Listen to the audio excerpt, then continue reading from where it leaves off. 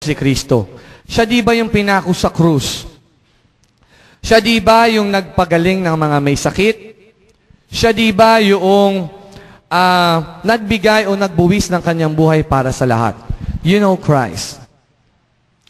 But there's a difference between knowing Christ and being one with Christ. Especially if you have claimed o sinabi mo na ikaw ay bago ng nilalang. Di ba sinabi sa salita ng Diyos, kung ikaw ay nabago na, wala na ang iyong lumang katauhan, ikaw ay bagong nilalang na. Wala na ang iyong makasalanang buhay, ikaw ay bago ng nilalang. Amen? Kung ikaw ay sinasabi at pinapahayag mo, ikaw ay bago ng nilalang, do you have the desire to become one with Him? Katulad ng salitang power of one. Amen? Being one with Christ, I believe, ay ang nais ng Diyos na masumpungan sa bawat isa. Yung maging isa tayo kasama ng Panginoong Hesukristo. Amen? At papaano ka magiging isa sa Panginoong Hesukristo? There's a verse in the Bible that it says, if you are one with Him, then you are also doing what Jesus Christ did. Kung sinasabi mo na ikaw ay kabilang kay Kristo, ang ginagawa mo ay ang mga ginagawa ni Kristo. Amen? Ito ang nais ng Diyos sa atin. Let me tell you this. Ginawa ba ni Kristo na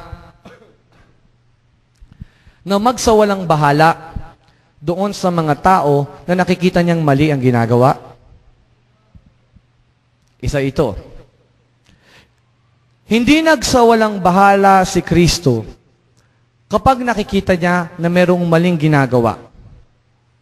Ang kanyang disipulo at ang mga tao sa kapaligiran. That's why nabusog ang mga Pariseo at Saduceo sa pangaral sa kanya. Tanungin natin ang ating sarili. If we say that we are one with Christ, have we ever attempted to rebuke someone close to us that we see na siya ay gumagawa ng maling mga bagay? Have we ever tried o sinubukan ba natin minsan na kapag nakita mo yung iyong kapwa na gumagawa ng mali, kinorek mo siya? O nung nakita mo siya na gumagawa ng mali, ikaw ay natakot, ayoko siyang lapitan. Ayoko siya na sabihan, baka magalit siya sa akin. Akala ko ba sinasabi mo that you are one with Christ and that if Christ is in you, you will also do the things that Christ did? Pero bakit nung may nakita ka sa kapatid mo na dapat i-correct, hindi ka naglakas ng loob na sabihin sa kanya ito? You know why I love my sister? Alam niyo ba kung bakit mahal ko si Elena? It's because siya ay isang uri ng taong alam kong mapagkakatiwalaan ko. Na hindi ako pupurihin sa lahat ng oras, kundi sasabihin sa akin ang mga bagay na mali sa buhay ko. Amen? Hindi dahil sa siya ay palagi nakatingin sa mali ko, kundi dahil kung talagang iniibig niya ako, sasabihin niya ang mga bagay na ito. Have we ever attempted once in our life to reach for those people whom we see sinning? Amen? Have we ever have the desire to approach them? Bro, mali ang ginagawa mo. Ilan sa inyo, I believe, ay nilapitan ko. May the glory be to God, not for me. Ilan sa inyo ang kinausap ko o naranasan yung kausapin ko kayo? Na ang palagi kong sinasabi, kung ako ay isang uri ng tao na walang pakialam sa iyo, hindi ako maglalakas ng loob na kausapin ka at sabihin sa iyong mali ang ginagawa mo. Ngunit dahil tinuturing kitang kapamilya, sasabihin ko sa iyo na mali ang ginagawa mo. Doon ko naunawaan ang salitang pag-ibig. Doon ko naunawaan ang salita kung sinasabi mong isa ka kay Kristo, ang dapat ginagawa mo ay yung mga bagay na ginagawa niya. Being one with Christ is different from simply knowing Christ. Amen? Ang pagiging isa kay Kristo ay nasusumpungan sa mga bagay na ginawa ni Kristo na iyong ginagawa. Amen? Brother Mike, kinakailangan ba magpagaling ako ng may sakit? Kung kinakailangan na ipanalangin mo ang kapatid mo, gawin mo. Ngunit ang kapangyarihan ay hindi sa iyo, sa Kanya. Doing the things that Christ did is declaring that you are being one with Him. Amen? Ito po ang katotohanan ng nais kong maunawaan ng bawat isa sa atin. Amen? That our acts alone should speak for ourselves. That our action alone would speak that, Lord, I'm being one with you. I am being one with you, Lord. That's why I will do this, I will do that. I will remove this, I will gain this. Tatanggalin ko ang bagay na ito dahil ito ay hindi ayon sa pinagagawa mo sa akin. Ang tatanggapin ko ay yung mga bagay lang na pinagagawa mo sa akin.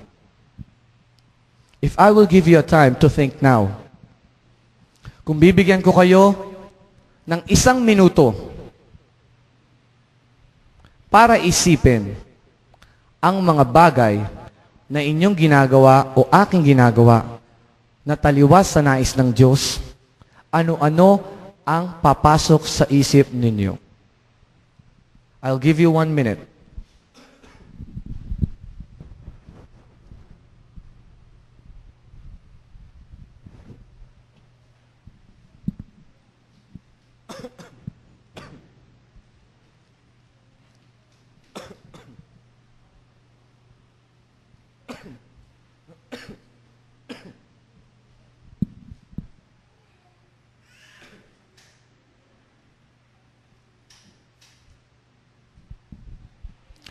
Ulitin ko, isipin ninyo yung mga bagay na taliwas sa ginawa ng Diyos o ginawa ni Kristo na ating ginagawa ngayon.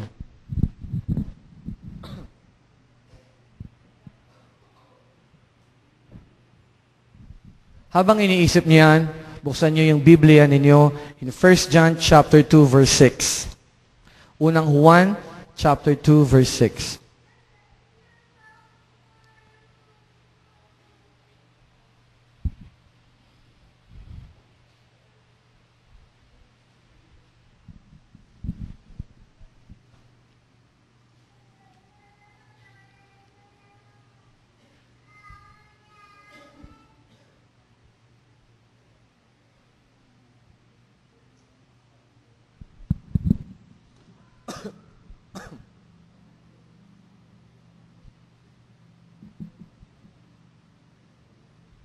First John chapter 1, verse 6.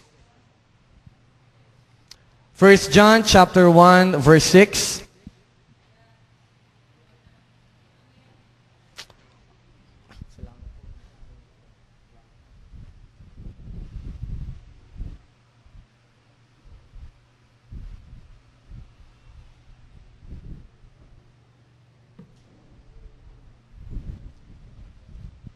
Ando na po tayo?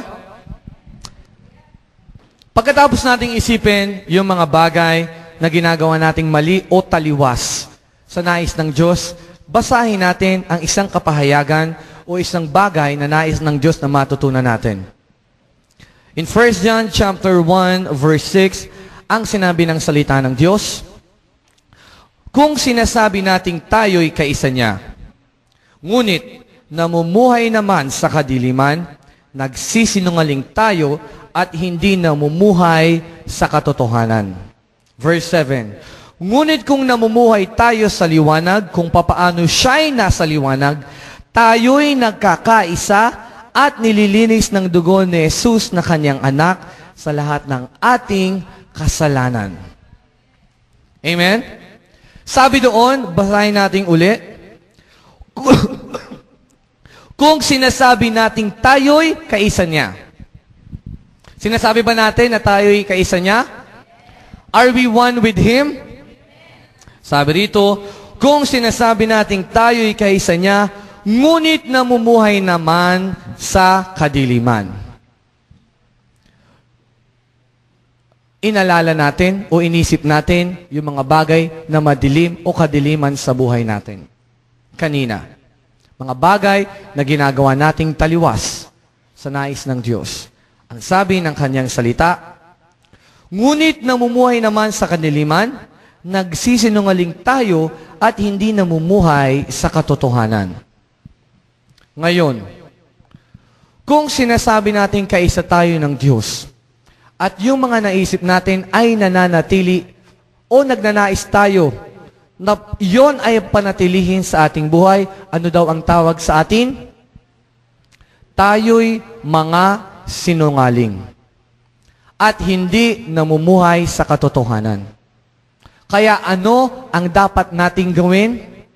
Doon sa mga bagay na alam mo't alam ko na mali pa sa buhay natin, para mas mabigyang kahulugan ang salitang being one with Christ, we should remove all those things na nagpapamali sa atin.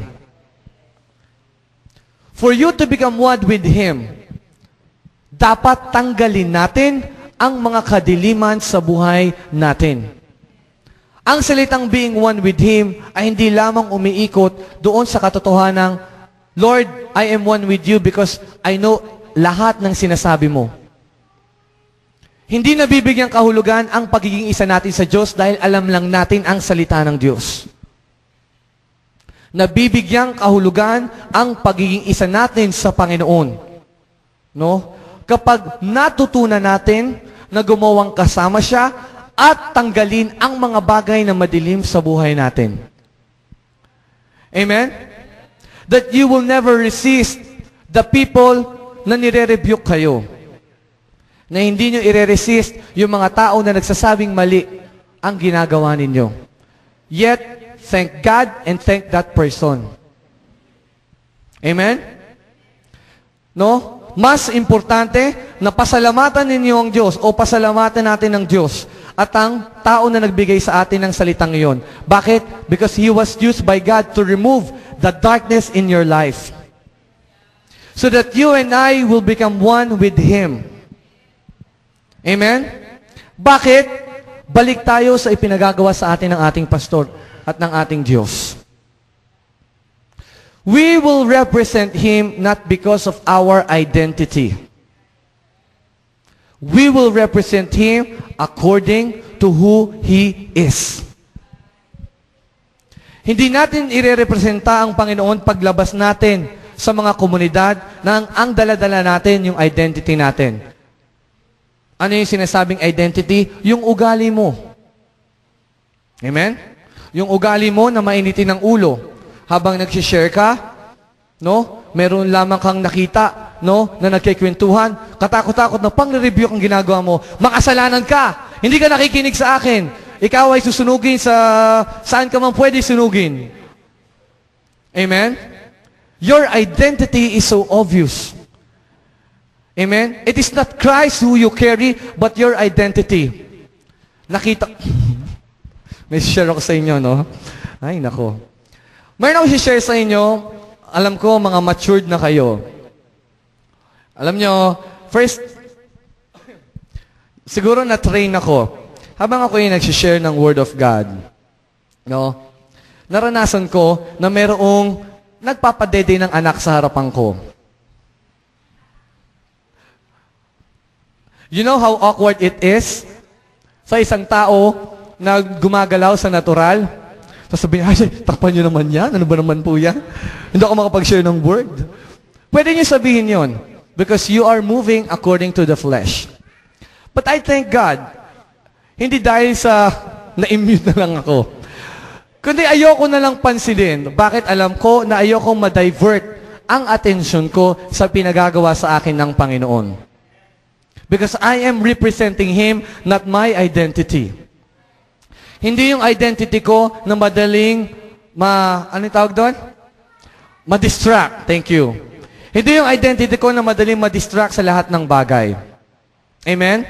There was a time, i-share ko sa inyo to, no? Training namin sa Imus.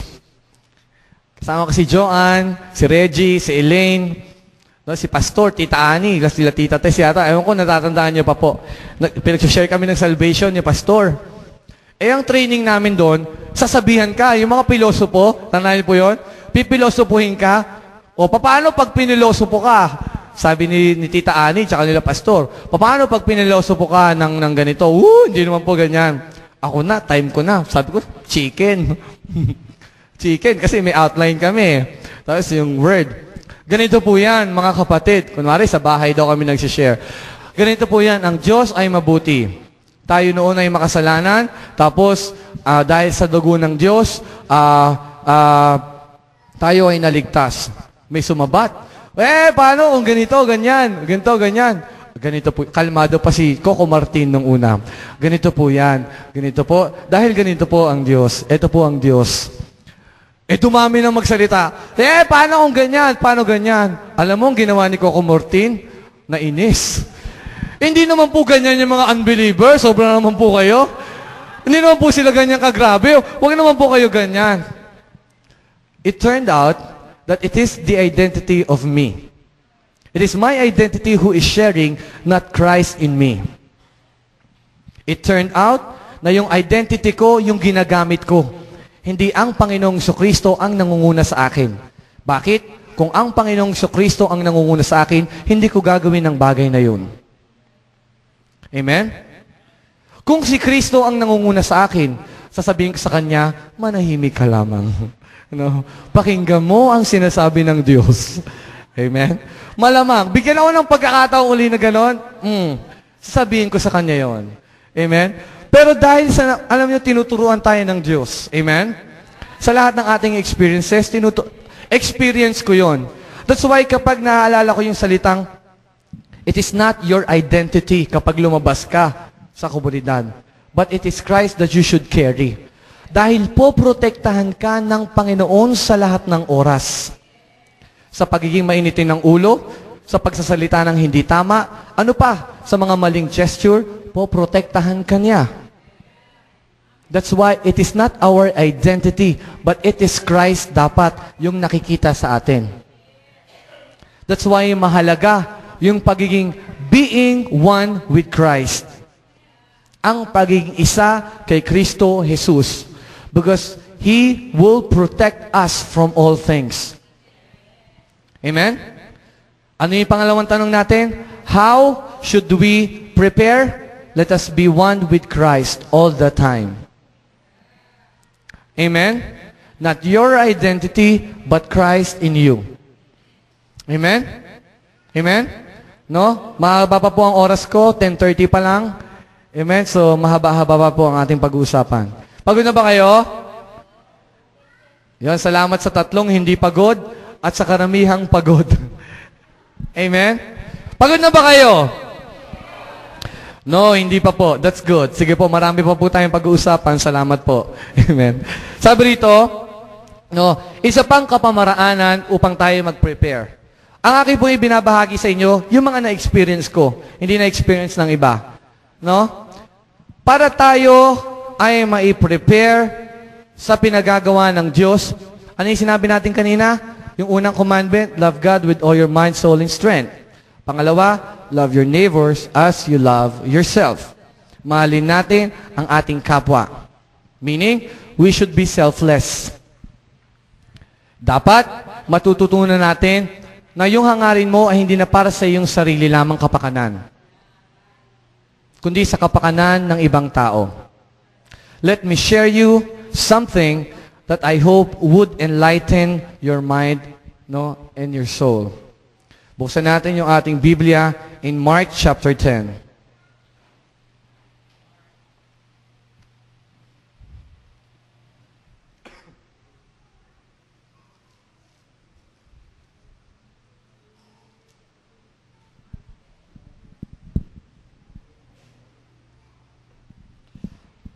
Mark chapter 10, verse 13, 14, 15, and 16. Pinangako ko sa inyo kanina, sabi ko sa inyo, bakit mahalaga sa akin ang bata? Ito po ang kadahilanan.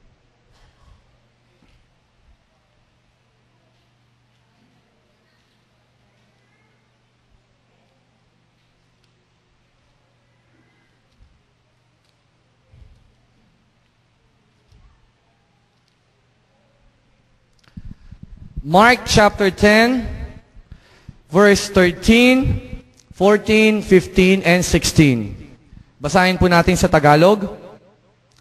May nagdala ng mga bata kay Jesus upang hilinging ipatong niya sa mga ito ang kaniyang kamay.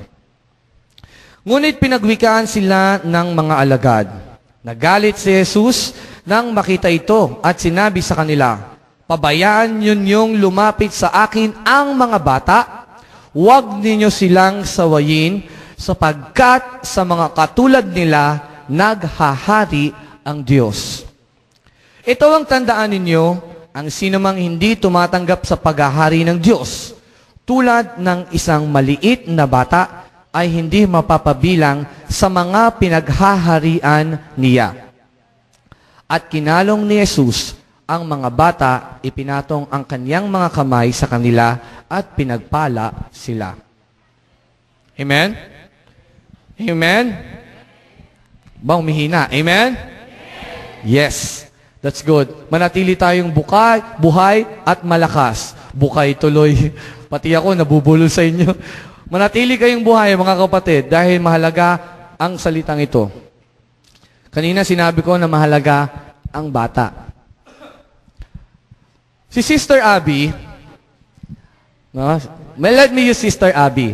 Sabi niya noon, nag-usap yata yung mga teacher na kailangan na yung mga lalaki daw ay mag-join ng Sunday school.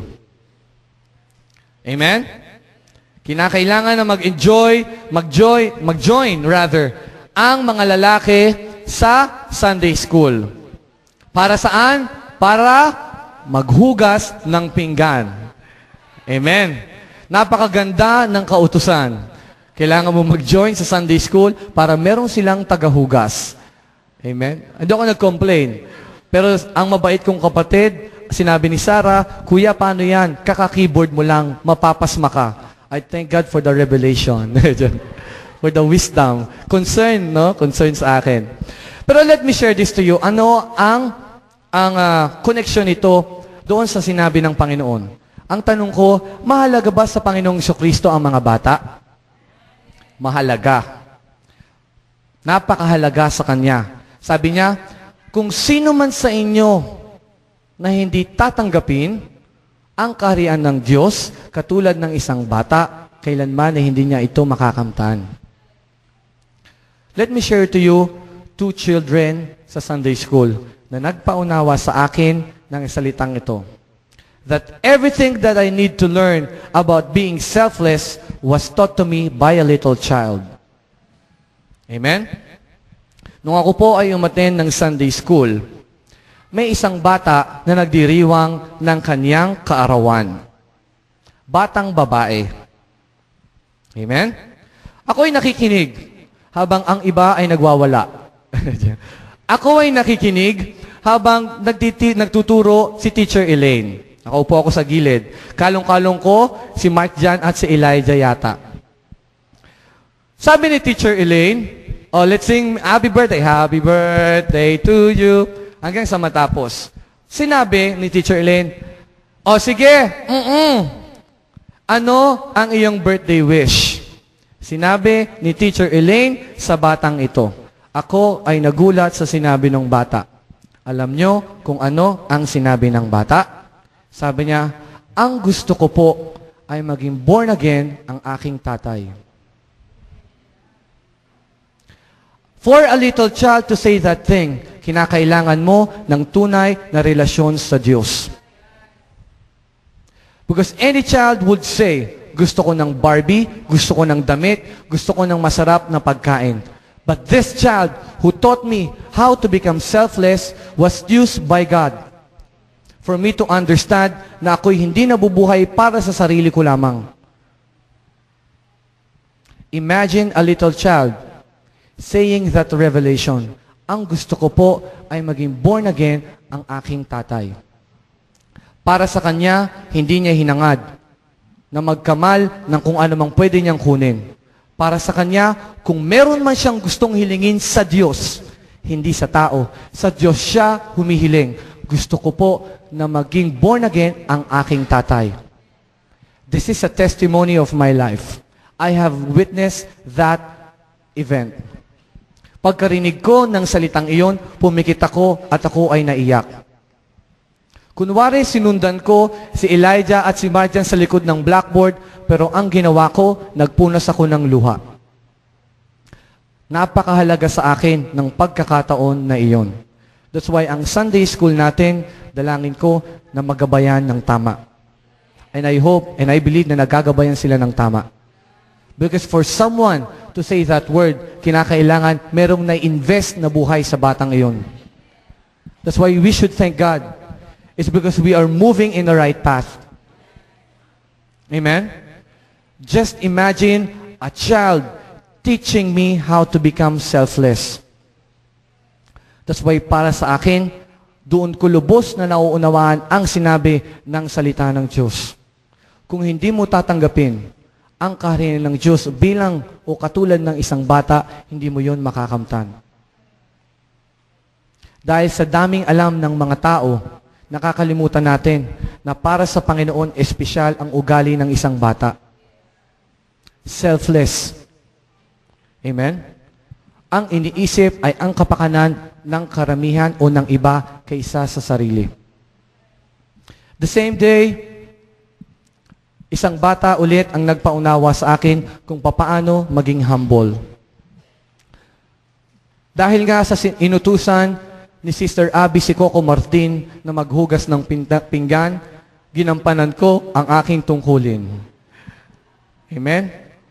Ang pagkain nila nung araw na yon ay saging. Kailangan ng tubig na pang-inom. Tama? So si Brother Michael o si Coco Martin naghugas ng baso. Ang daming baso, ganung haba. Pagpasok ko ng Sunday school, merong isang mabait na bata na ginanon. Pasmado na nga si Brother Coco Martin. Nautusan na ni Sister Abby. Akalain mo pagpasok, tinapik, natapon yung mga baso. Alam niyo yung ginawa ni Coco Martin?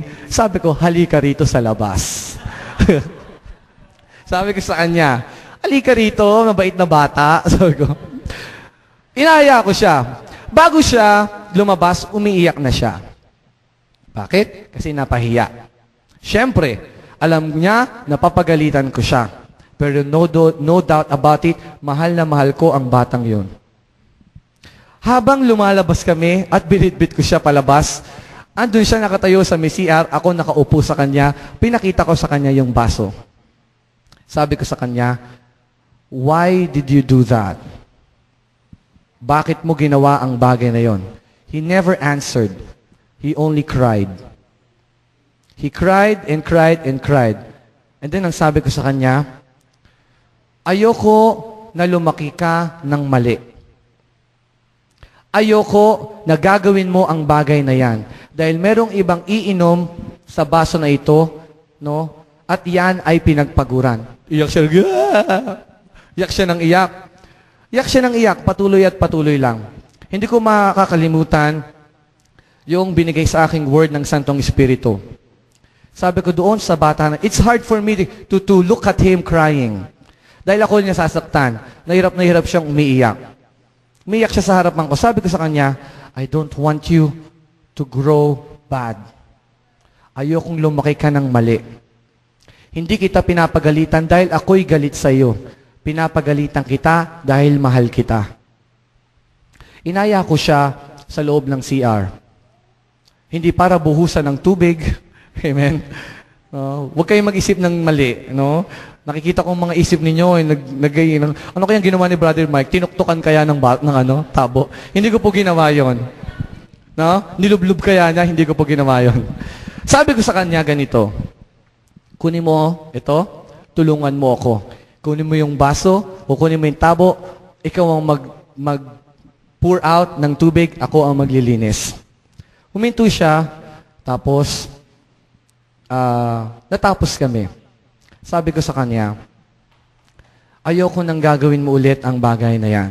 But remember, I love you, kaya kita pinagalitan. Gusto ko, pagbalik mo, mag-sorry ka. Pagpasok niya sa loob, para na naman siyang nakawalang tupa. Para na naman siyang nakawalang sakural. Dahil kasama niya ang tropa niya, dalawa silang mababait na bata doon sa loob. No? So, para na naman silang sa koral. Pero,